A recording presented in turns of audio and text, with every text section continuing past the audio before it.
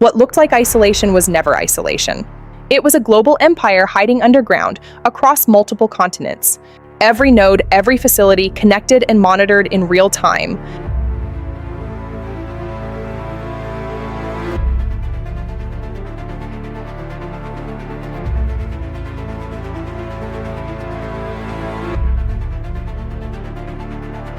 This wasn't a panic room. It was a philosophy of survival, a life defined by order and tranquility.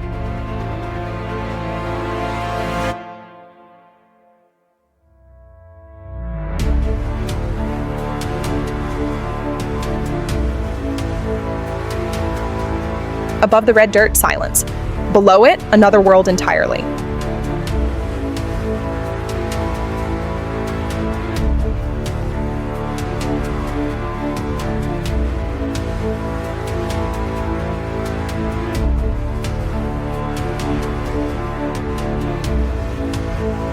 A Cold War weapon transformed into a sprawling luxury city, and people moved in permanently, leaving the sun behind.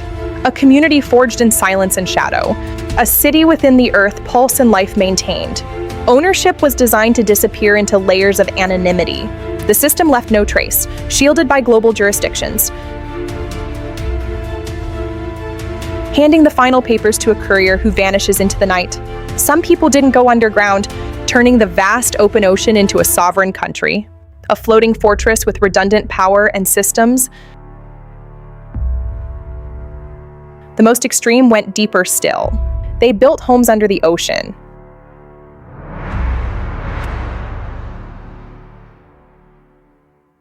These bunkers weren't built on fear. They were built on calculations of a changing world. The probability of destabilization was written in ink. Survival wasn't enough. They planned to live for generations. They planned to live indefinitely.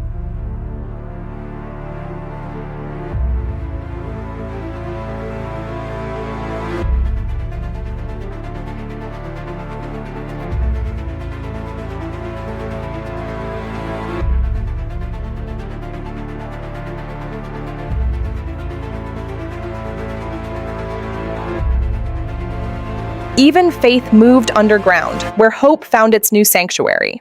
Hope needed protection even here, deep underground. The news of the surface flickered beside ancient faith, searching for hope when the sky could no longer be seen. Entry to the network had a heavy price tag, $1.5 million every year.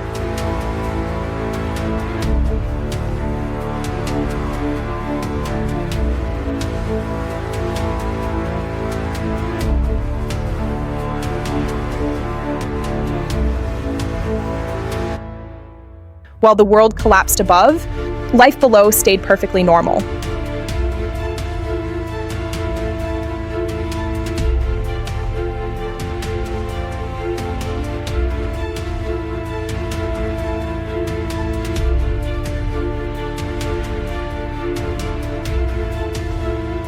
Then one night, the system changed. The red light appeared.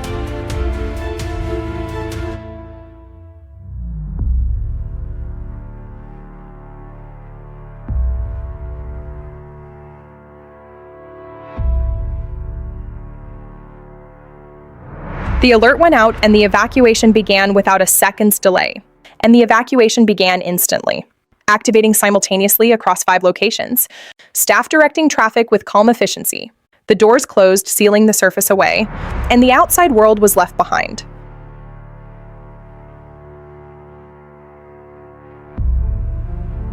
Fear finally reached deep underground, and everything began to change. Fear finally reached the depths, and every face told a story. The director's words were measured, carrying the weight of the reality. Conversations began in the shadows of the main hall. Then strangers appeared above, watching the gates, and they knew exactly where to look.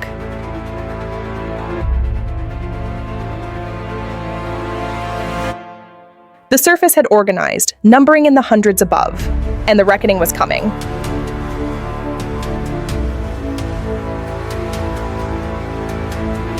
There is always a moment when going back becomes impossible, deciding the fate of the remaining world.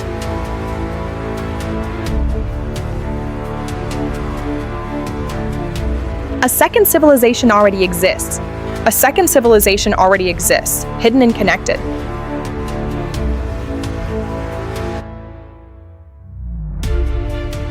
Somewhere beneath the mountains, behind doors no map will ever show, this secret world is hidden. Inside, a different world exists, away from the eyes of the public. One built for the few who can afford to survive anything, no matter the cost. This is the luxury bunker circuit, and tonight we go inside the mountain. They arrive in silence, moving through the shadows of the elite. No press, no announcements, no record of their secret arrival at the facility. Just private jets and unmarked roads leading to places the public will never know exist. The world's wealthiest have been building their escape routes for decades, prepared for the end. Over 2,500 private survival bunkers now exist worldwide, scattered across remote terrains. The contrast between the bustling city and the silent corridor is jarring and immediate to behold. Inside, luxury beyond imagination, where gold and comfort are the only laws. And a philosophy that says, when the world ends, only the prepared survive the fall. What would you build if money was no object and survival was the only goal? These architects didn't just build shelters, they built something more profound for the future. They didn't just build shelters, they built entire civilizations deep within the earth. Complete worlds, sealed off from whatever comes next in the world above. These facilities don't appear on any government registry, hidden from official sight. They are privately financed, privately guarded, and privately operated by the elite. Designed to house the world's most powerful people for years, if necessary, in absolute comfort. The question is no longer if they'll be used, it's when the doors finally close. Construction of a Class 5 survival facility takes 3 to 7 years of intense labor. Thousands of workers, billions in capital, a monument to human resilience and wealth.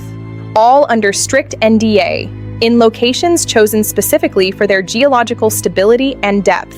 The mountain is the vault is the city is their final sanctuary.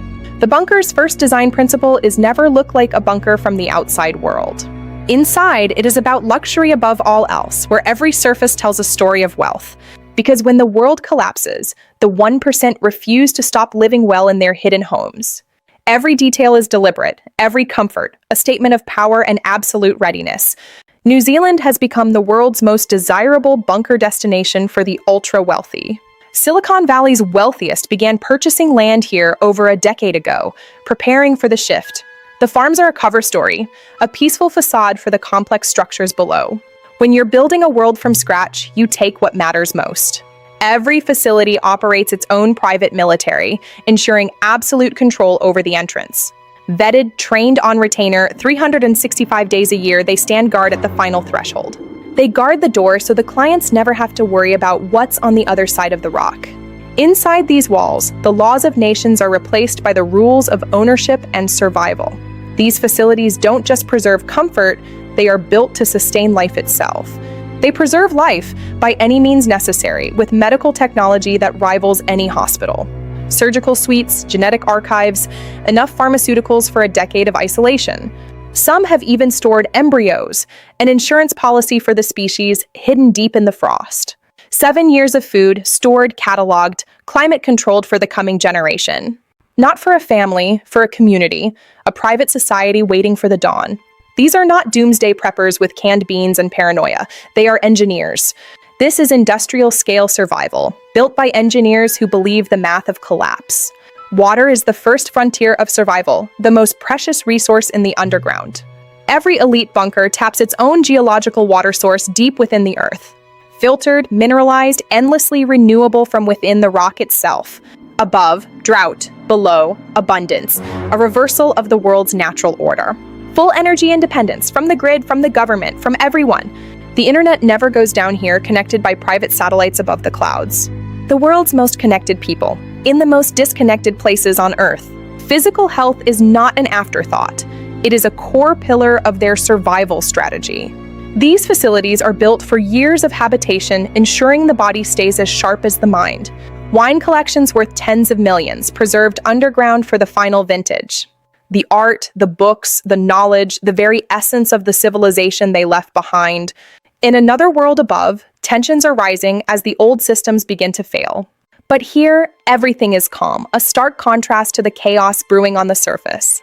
This is the architecture of detachment, of absolute certainty in an uncertain age. The most advanced bunkers aren't built for one person, they are built for the future. Private schools, parks, playgrounds, a playground for the children of the elite. The next generation of the world's elite is being educated underground, away from the collapse. Security is never a single layer, it is a system. Redundant, overlapping, quietly absolute, a shield that never sleeps. These facilities employ former special forces, intelligence officers, and master threat analysts. A facility this complex requires constant resupply from the world above while it still exists. Everything arrives under strict operational security, checked and double-checked by the team. Survival was never enough for those who have spent their lives at the top.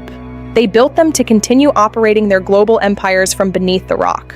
The internet never goes down here, connected by private satellites above the clouds. The world's most connected people, in the most disconnected places on Earth. Physical health is not an afterthought, it is a core pillar of their survival strategy.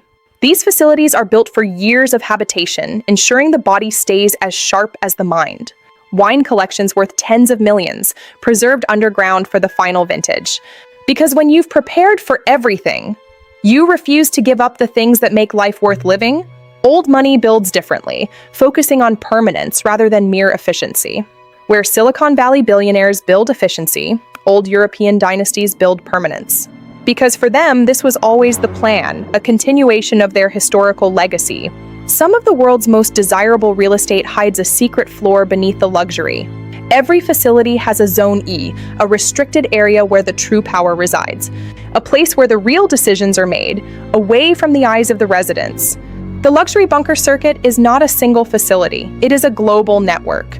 It is a network of connected sites sharing resources and communication. Dozens of sites, connected, communicating, cooperating in the shadows. Culture refuses to die here, echoing through the halls of the underground amphitheater. Live music, theater, art, the soul of civilization preserved beneath the surface. Because the architects of these places believe civilization must be maintained, not just survived.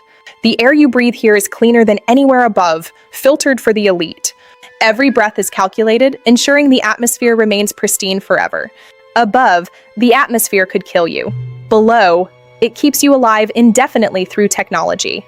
These facilities don't wait for disaster to arrive. They monitor it from afar. They watch for it, track it, model it spread across the global map. The question for these analysts is never if the world breaks, only where it starts today. And how much time remains before the doors close forever on the world we once knew. These facilities employ full-time psychologists, wellness coaches, and dedicated therapists. Because mental health is a survival asset, and the 1% protect all their assets fiercely.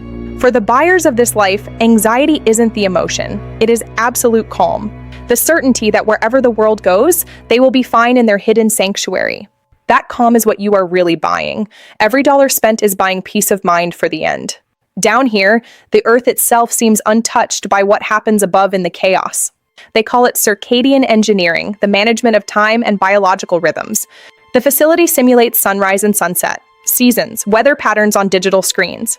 Because the human body needs to believe in the passage of time to stay sane. Part 1 ends here, at the door that separates two worlds. Above, a civilization that doesn't know what lies beneath it. Below, a civilization that has already decided the above is unsalvageable. And who will they let in when the time comes? The facility's heart, operations room, medical bay, hydroponic farm, all visible in a single continuous sweep. Some of the world's most desirable real estate hides a secret floor beneath the luxury. They guard the door so the clients never have to worry about what's on the other side of the rock. They brought the world down with them, piece by piece, a facsimile of nature. They watch for it, track it, model its spread across the global map. Full energy independence, from the grid, from the government, from everyone. Filtered, mineralized, endlessly renewable from within the rock itself. Security is never a single layer, it is a system. Every elite bunker taps its own geological water source deep within the earth. Somewhere beneath the mountains, behind doors no map will ever show, this secret world is hidden. Inside, a different world exists, away from the eyes of the public. One built for the few who can afford to survive anything, no matter the cost. This is the luxury bunker circuit, and tonight we go inside the mountain. They arrive in silence, moving through the shadows of the elite. No press, no announcements, no record of their secret arrival at the facility. Just private jets and unmarked roads leading to places the public will never know exist. The world's wealthiest have been building their escape routes for decades, prepared for the end. Over 1,500 private survival bunkers now exist worldwide, scattered across remote terrains. The contrast between the bustling city and the silent corridor is jarring and immediate to behold. Inside, luxury beyond imagination, where gold and comfort are the only laws, and a philosophy that says, when the world ends, only the prepared survive the fall. What would you build if money was no object and survival was the only goal? These architects didn't just build shelters, they built something more profound for the future. They didn't just build shelters, they built entire civilizations deep within the earth. Complete worlds, like sealed off from whatever comes next in the world above. These facilities don't appear on any government registry hidden from official sight. They are privately financed, privately guarded, and privately operated by the elite, designed to house the world's most powerful people, for years if necessary, in absolute comfort. The question is no longer if they'll be used, it's when the doors finally close. The first facility you saw was not the whole picture. It never was. It represents a global empire hiding underground. The luxury bunker circuit spans 6 continents and over 40 sovereign nations. What looks like isolation is actually a global empire hiding underground. Norway was always prepared for the cold and the dark. Viking genetics, Viking engineering. The bunker here isn't a panic room, it's a philosophy. That when the world contracts, those who built for contraction will thrive. In Australia, the distances already isolate. No one asks why the solar farm is so large. No one notices the second power grid running beneath it. Beneath the red dirt, another kind of red carpet entirely. The Kansas facility was once a Cold War nuclear missile silo, decommissioned by the government, purchased privately, and transformed into something the Cold War never imagined. A luxury underground city for 150 permanent residents and growing. Ownership of these facilities is designed to be impossible to trace. Shell companies, trust structures, anonymous offshore instruments. The lawyers who design these ownership chains are as well compensated as the architects. The whole system is built to disappear from public record. The bunker is the asset, but the money is elsewhere. Structured through Swiss private banks, Cayman trusts, and offshore instruments. The ultra-wealthy do not merely survive the financial collapse. They structured their holdings so that they profit from it. Some don't go underground, they go to sea. The yacht is a bunker, mobile, sovereign, ungovernable. International waters carry no extradition treaties, no tax obligations, no surveillance. The ocean as a jurisdiction, chosen deliberately. The most extreme among the ultra-wealthy didn't just go underground, they went underwater into the deep blue, private submarine habitats, purchased, positioned, provisioned, where no one above will ever think to look. Above ground, the compound is a ranch. A working operation, horses, cattle, fields. But the ranch hands carry encrypted radios. And the root cellar door leads somewhere no ranch has ever needed. These facilities were not built on paranoia. They were built on data, probability models, geopolitical risk analyses, climate scenario planning. The bunker builders read the same math the world ignores, and they acted on it. The Swiss built their nation around preparedness long before the billionaires arrived. Mandatory bunker construction has been Swiss law since the 1960s. The private sector took that philosophy and amplified it by a factor of 10,000. Switzerland does not just protect its banks, it protects its secrets. Inside these walls, longevity is not a wish, it is a budget line. Private hospitals staffed year-round by specialists who signed NDAs. Experimental treatments unavailable anywhere else.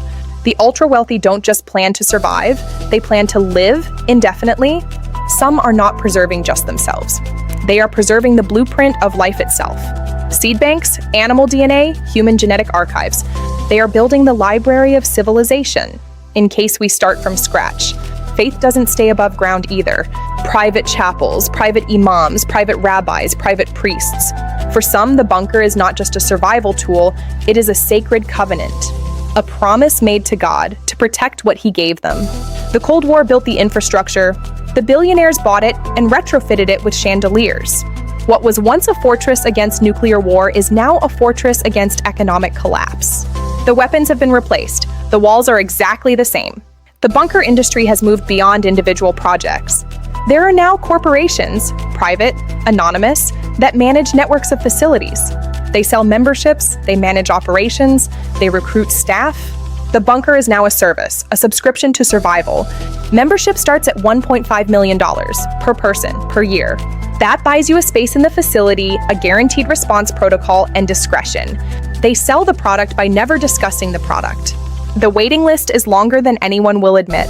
Every network member receives a private intelligence brief, weekly, encrypted, delivered through a contact protocol that never uses names. The world's most powerful people pay for advance warning. Not because they are afraid, because they are early. The most elite members don't drive to their facilities. They take a private train from city to mountain to underground terminal. The journey itself is luxury. The destination, security beyond anything a city could offer. In Tuscany, the ultra-wealthy built an underground villa. Because for them, Italy without Barolo was not worth surviving. The frescoes took 3 years to paint. The cellar took 5 years to stock. Every detail was chosen as if the world might end tomorrow. In Japan, the philosophy of preparation runs deeper than anywhere. Hundreds of years of earthquake culture. The bunker here is not a response to fear. It is a continuation of ritual. The tea ceremony is practiced underground as faithfully as in any temple above it. The Gulf monarchies have been building underground estates for decades. Not from fear of the public, but fear of each other. Where oil ends and trust breaks down, the bedrock lasts forever. Faith and wealth coexist perfectly here. Underground, preserved, absolute. The British landed gentry didn't need a Silicon Valley trend to build downward. They've been reinforcing their estates since the Blitz. The bunker here is not a new idea. It is a very old instinct, given a new purpose. Survival served with the proper cutlery. Canada's remote wilderness provides the best natural cover on Earth. Fly-in access only, no roads, no neighbors for 300 kilometers. The facility is indistinguishable from a luxury wilderness lodge. Until you notice the blast doors behind the coat closet, they didn't just save themselves, they saved history. Private antiquities collections worth billions, removed from the surface world. Because history belongs to those who can afford to keep it. And underground, history is safe from everyone else. Education does not pause for the apocalypse. The facilities run private schools, private universities, and credentialing bodies. The next generation of the ultra-wealthy will be educated underground, and they will emerge as prepared as any rulers who came before them. 43 facilities, 12 countries, 1 network. The circuit runs like a private UN, except with no elections. Resources flow between nodes. People can transfer between sites. It is a civilization, and it has been running for years in plain sight. The gap between their world and the surface world is growing. Every crisis above adds another argument for the bunker below. Every disaster in the feed is another confirmation that the investment was correct. They watch the world end, and they feel nothing but vindication. The line between private and government power is not always clear. Former intelligence directors consult for bunker networks. The revolving door between statecraft and private survival has never spun faster. Information is the most valuable currency in the dark. In the Gulf, the bunker is a palace. It is not designed to wait out the crisis. It is designed to rule from during it. When the world contracts, those already in control intend to remain exactly that. A kingdom beneath the sand, waiting for the signal. The tech billionaires didn't just build bunkers. They automated them, robots maintain the facility. The vision, a self-sustaining underground civilization with minimal human friction. Efficiency is the ultimate shield against the unpredictable. Boredom is a threat to long-term underground habitation. Entertainment is not a luxury, it is a strategic necessity. The cocktail lounge stays open because a content resident is a stable resident. Normalcy is preserved at any cost. In Israel, they have prepared for existential threat for 75 years. The private bunker here is not philosophical, it is practical. The most militarily aware private security team in the network. The only difference now is the level of luxury surrounding the blast doors. New Zealand remains the jewel of the network. The most desirable, the most remote, the most well-resourced. Those who secured slots here first are already calling it home. Not a backup plan, a primary residence, a choice made with certainty. 43 facilities, 12 countries, 1 network. In the geography of wealth, a second planet exists. Underground, invisible, operational, and running for years in plain sight. And the people who live there have already decided this is home. Every facility has a trigger protocol, a classified list of events that, if confirmed, initiates lockdown procedures. Most directors believed they'd never see it activated in their tenure. Tonight, that assumption ends. 1 call changes everything, final protocol engaged. The first calls go out within minutes. Police units move into formation as streets empty. Private encrypted alerts to members' phones, 3 words, understood immediately, lockdown. Then, movement, protocols.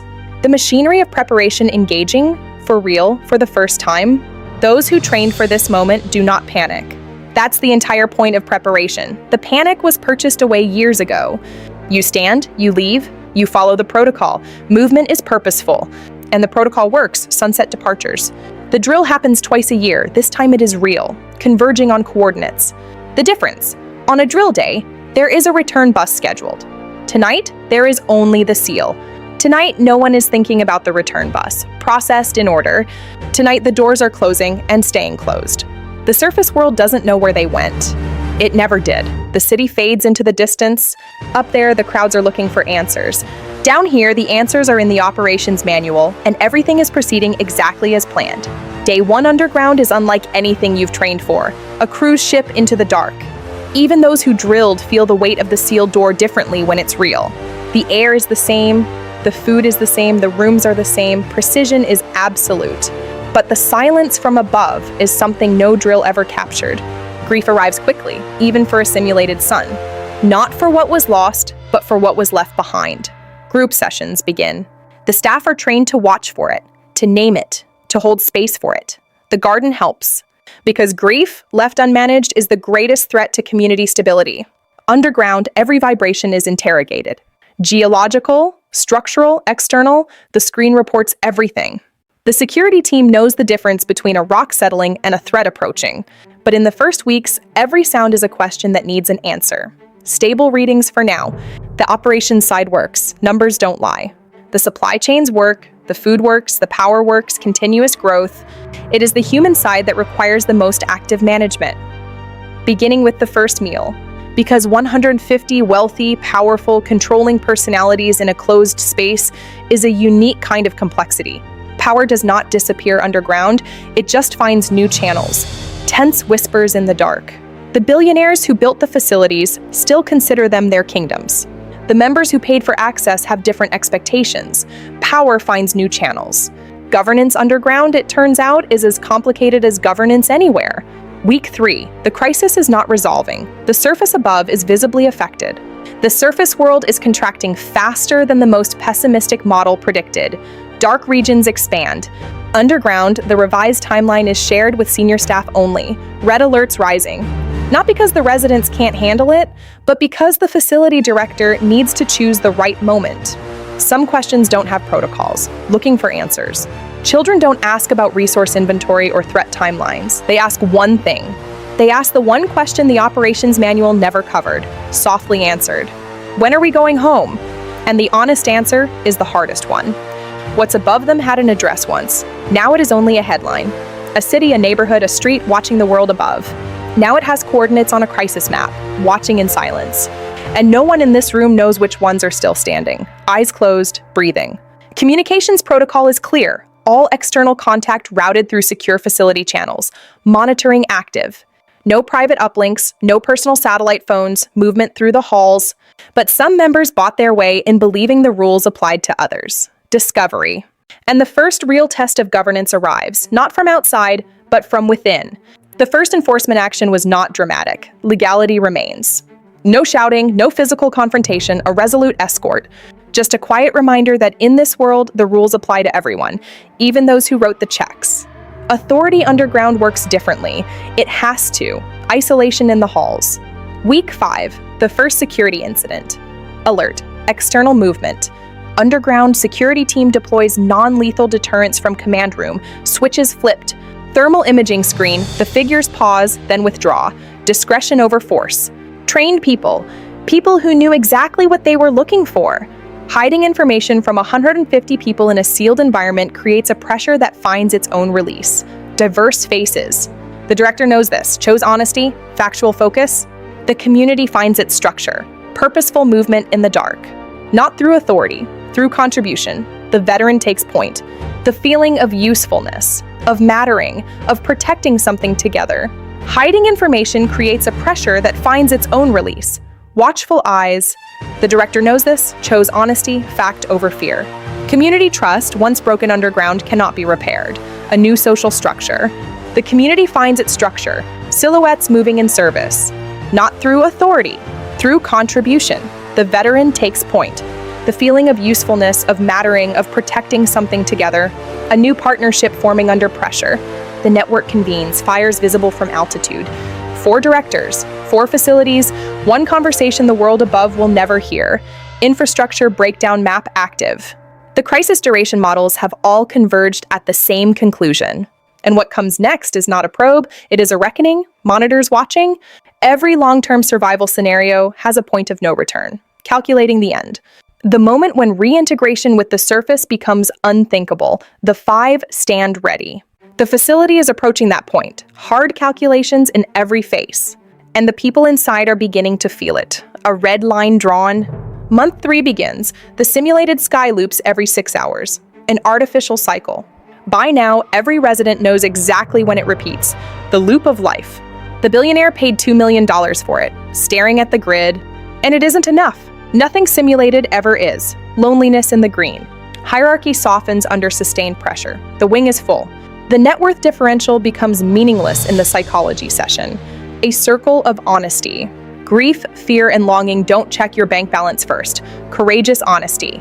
Underground, the most human things are the most equal. Circles of support. Community forms despite itself. The roster grows. Despite the hierarchy, despite the languages, a lecture on history, the underground city becomes a city, finding balance in the garden. And the people become, in small and quiet ways, neighbors, a game between children. At night, the facility breathes. A single security officer patrols. A contained ecosystem of 150 people, sleeping, processing, a momentary pause. Below them, bedrock that was here long before civilization. Nominal pulse. Below them, bedrock that was here before civilization and will be here long after. Nominal pulse. The surface isn't passive anymore. Organized movement detected. The people who were left above are organizing. Reconnaissance analysis active. They know the circuit exists. The locations have leaked. Somewhere, somehow, someone talked. Network briefing in progress. Each director receives the report at the same moment. High-stakes coordination. The crisis above has found its target. Coordinated movement across the network. Those left behind have located those who left them. Tactical preparation begins. What happens next will define not just this facility, but the entire circuit's survival. Instruction is direct. The security director reviews response protocols. The escalation ladder visible on screen. Escalation begins. Multiple access point probes occurring simultaneously. Thermal monitoring of the hundreds above. The security director reviews response protocols. The escalation ladder visible on screen. Escalation begins. The facility was built to protect those inside, but it was never designed for this question. What do you owe those outside? The billionaires say nothing. The staff say something. The director must choose. Decision made. The director's voice offers 3 things: water, medical aid, and information. Out to the mountain. The offer is not what the crowd wanted. Every word is weighed. The offer is not what the crowd wanted. Every word is weighed. But it changes the confrontation into a conversation. Waiting. Underground. The medical team prepares a field medical station near an external access point. Readiness, absolute. The kind of gesture that underground splits the resident community in 2. A hatch to the surface. Surface, medical supplies emerging from the hatch. A gesture of survival. 300 people above. 1 small hatch, not a solution, a gesture. Line forms. The richest members of the facility are not accustomed to decisions being made without them. Tense waiting. They funded the place. They believe that buys authority. Unmistakable argument. The director disagrees, quietly, firmly, and without compromise. A formal demand left untouched. The director stands alone. The door closes on the past hierarchy. The surface population has organized itself around the facility, a temporary home. The surface camp, orderly, resourceful, clearly being managed, separation by 40 meters. The director reaches out to the surface camp leader, not to negotiate entry, to negotiate coexistence. The director reaches out to the surface camp leader, not to negotiate entry, to negotiate coexistence. The secure hatch opens and the director steps through. Sunlight. The director steps into sunlight for the first time in 96 days. A long breath. They met for 4 hours. Nothing about what was said has ever been disclosed. Negotiation. The circuit had been built on the idea of separation. What came next would test that idea completely. A connection between worlds. The director returns through the hatch, pauses inside, the door closing behind them, moving back to the world below. The director told them the truth, all of it. What was agreed, what was offered, what was refused, gathering. The community didn't react as a unit. They reacted as people, messy, divided, real, many faces.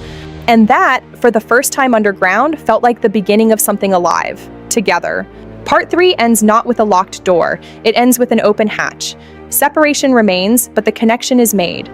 The billion-dollar architecture of exclusion has been modified, a new protocol. By one director's decision and one handshake in the sun. Shared responsibility? The luxury bunker circuit was designed to separate. Part 4 asks, what if it doesn't? Open hatch. Month 6 underground. The world above has stopped functioning as it did. The circuit's original mandate, separation and survival, is now in tension with a new reality. Because the people above are surviving too. And the walls that were built to protect are beginning to look like a different kind of choice. The gap between underground and above ground is not just structural. It is nutritional, medical, psychological. The surface camp is surviving, but not thriving. The facility is thriving and knows it. The integration pilot is not charity, it is strategy. The facility has food, medicine, and engineering. The surface camp has labor, diverse expertise, and something the bunker never planned for, connection to what the world is becoming. Together, they have more than either has alone. The transition zone is not on any original blueprint. It wasn't funded, it wasn't planned. It was built by two communities that decided the wall between them was costing more than it protected. This is how civilization actually begins, not with blueprints. With people who are tired of the alternative, the governance structure had to be rebuilt. The facility was designed for clients, not citizens. But what is emerging from these meetings is something closer to citizenship. Imperfect, contested, alive, which is exactly what governance has always looked like. The governance structure had to be rebuilt to accommodate a new reality. The children don't need a transition zone, they made their own in 48 hours. Because children categorize by what you know, how you play, and whether you share, the adults had to build an integration plan. The children just needed to meet.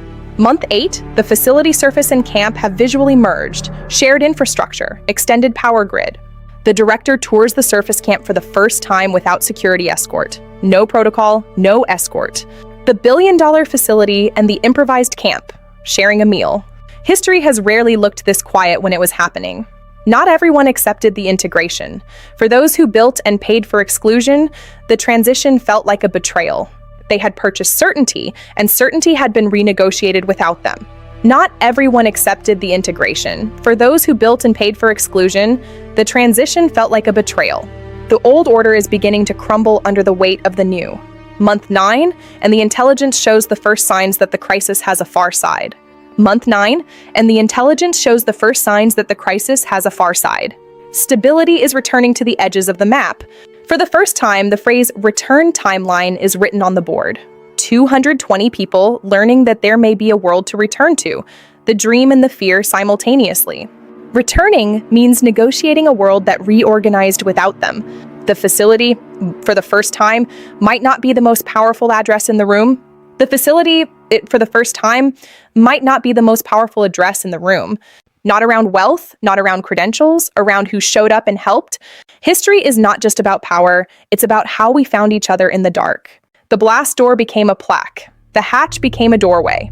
What was designed for the end of the world became the beginning of a different one.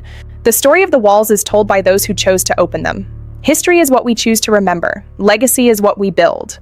The hatch that changed everything, now just a doorway to a shared life, the center of a community that found its way. The director who chose the handshake over the locked door chose this. They built a facility for survival. They ended up building a life worth living.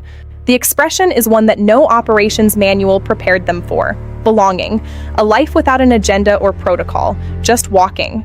Without a blueprint, without certainty, finding peace in the middle of a world that refused to end, just belonging.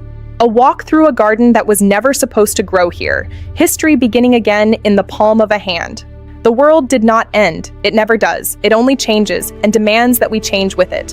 One story lived, another began. The luxury bunker circuit was built for one story, but it lived a completely different one. The seeds of civilization are everywhere. Year 3. The place that was built to keep people out is now an address people travel toward, not because it's luxury anymore, but because it's working. And in a world still reorganizing, a place that works is the rarest address of all. Welcome to the working world. The rules are simple: contribute and belong. The charter is the promise of inclusion. Everybody has a start, by people who had no other option. And the place that was built to end history has become a small part of history beginning again. The archive begins because civilizations require memory, and someone must hold it, in every language spoken here. The story of this place is being written as it happens by the people who lived it. Memory is the new currency. Underground and above ground, the past is being preserved to guide the future. In New Zealand, the integration found its deepest roots because the surface community had their own deep roots, 800 years of relationship with this land. The circuit was never supposed to be a foundation for civilization. It was supposed to be an escape from it. But the world had different plans. And the facilities that adapted became the nodes of a new network. Not underground, not above, but both. 43 facilities, 43 communities beside them, connected, growing, unexpected, alive. The circuit that was built for 1% became the seed of a much larger project. None of this was planned. All of it was inevitable. They taught the facility something no architect had ever included. You don't just build a place, you belong to it. The future is being mapped by those who respect the past. Belonging is the ultimate design goal. But because it's working, and in a world still reorganizing, a place that works is the rarest address of all. Welcome to the working world. The paintings haven't changed, but what they mean has changed completely. Culture, preserved for the few, now belongs to everyone. One purchased, one earned, sharing the same space. This is the heart of a civilization that knows its value. The games are new, but the spirit is ancient. Play is the first step toward a shared identity. Success is a team sport.